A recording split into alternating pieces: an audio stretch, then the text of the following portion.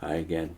In Dwight Wilson's book, Armageddon Now, we've reached page 51, and we've dealt somewhat with the Russia-Israel issue, which popped up with new vigor after World War I because of the Russian Revolution, etc.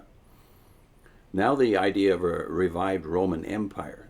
This has been going around in Christian circles for a lot longer than 100 years. The idea of a revived Roman Empire because of the Babylon the Great concept in the book of Revelation and a few other texts from both Old and New Testaments. Dwight Wilson says the idea of a revived Roman Empire was not new, but it was to be given new interest and impetus in the 1920s and 1930s by the ascendancy of Mussolini and Italy, and also in the 1950s and 1960s by the development of the European common market. Leadership of this great future power was supposedly to fall to a personality known, among other things, as the Antichrist. The Antichrist role was to be important in the relations between Russia and Israel. There developed various versions of the scenario, but the general scheme was that as Russia came down to invade Israel, she was to be met by the forces of the Antichrist. Some versions saw Russia defeated by the Antichrist, who was to be, in turn, conquered by God. Others depicted the two forces joining together to be vanquished by God. During the war, Dr. Isaac M. Haldeman, pastor of the First Baptist Church, New York City, had developed this theme in a sermon, The Falling Stone, or the Overthrow of the Last Kaiser. According to Haldeman, Rome would be revived in a tenfold form. The Antichrist would then be invited by the 10 kings, possibly democratic kings, to rule the world as Prince of Rome. He was to be from Babylon, originally a military leader who became king. Foreseeing that Germany and Russia would combine to advance in the east, the Antichrist would set up a Zionist state as a buffer. Making a 7-year treaty with Israel, he would break it after 3.5 years and turn upon her, initiating the Great Tribulation. He would then be faced with rebellions in Egypt, but eventually return from there to meet the forces from the north and east at Armageddon. A lot of this is based, by the way, on Daniel chapter 11. Periodicals such as the Christian Workers magazine and the Evangel reflected upon similar schemes during the course of the war. That's the First World War. With the rise of fascism during the 1920s, the Antichrist tended to take the center stage of premillenarian interest, as Russia was relegated to sideshow status, albeit still a leading attraction. Immediately after the war, America was caught up in an anti-communist frenzy, the Great Red Scare of 1919 to 20. Suspected subversives were jailed or deported and all dissenters from the political status quo were objects of suspicion. Premillenarians, too, were addicted to the national hysteria, but their condition was more than just an overdose of Americanism. They had swallowed multiple megadoses of anti-Russianism, anti-utopianism, anti-Catholicism, and anti-world statism, together with a wee bit of anti-Semitism. Certainly they shared the prejudices of their fellow Americans, were defensive of the American way of life, and succumbed to patriotic propaganda.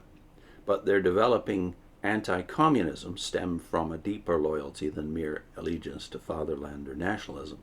They found common cause with those who opposed communism, threatened power elites or shareholders in the American economic system. But their own literature reflected mainly a fear of the threat to their sincere, deep religious commitment, a fear reinforced, of course, by the above prejudices. Perhaps a psychological case could be made that their fanatical anti-communism was an overreaction to suspicions about their own loyalty during the war, but any demonstration of that from their literature would be dubious. The accusation of being subversive had been embodied in an article in the Biblical World, The Premillennial Menace by Dr. Shirley Jackson Case, professor of early church history and New Testament interpretation at the University of Chicago. He spoke of the detrimental character and the serious menace of the pessimistic doctrines of the premillennialists. By proclaiming that wars cannot be eliminated until Christ returns, this is a direct quote from Shirley Jackson Case, by proclaiming that wars cannot be eliminated until Christ returns, and that in the meantime the world must grow constantly worse. This type of teaching strikes at the very root of our present national endeavor to bring about a new day for humanity, when this old earth shall be made a better place in which to live, and a new democracy of nations shall rise to render wars impossible. Well, this you might characterize as the post-millennial optimism that really dominated conservative thinking, Christian thinking before World War I. This optimism, of course, is going to reject the pessimism, as Case calls it here, of premillennialism, which assumes the world will get worse and worse until Christ returns. That's the end of the quote from Case. It says, Wilson says, it must be admitted that few premillenarians had such utopian dreams about democracy, but certainly, even at a minimal level, democracy was considered the least bad form of human government. Of course, there were those, such as Walter Scott, who we've read about in previous segments, who still believed in the divine right of kings.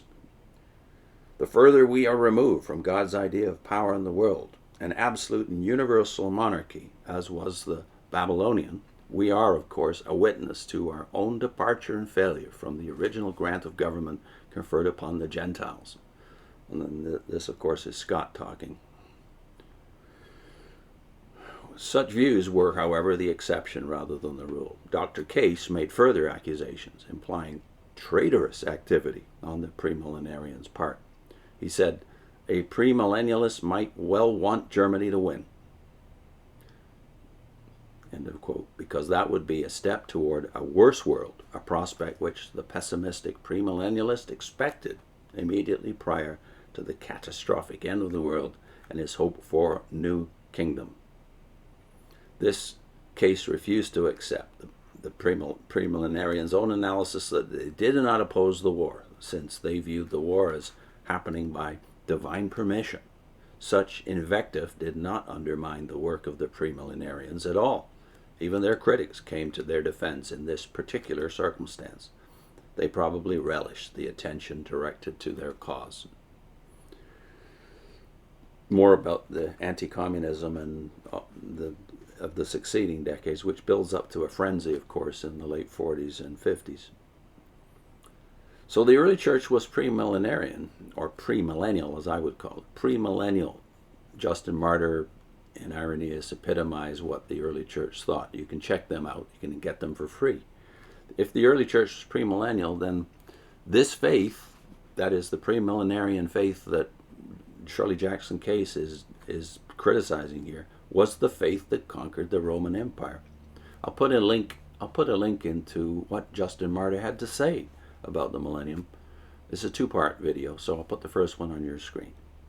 See you soon.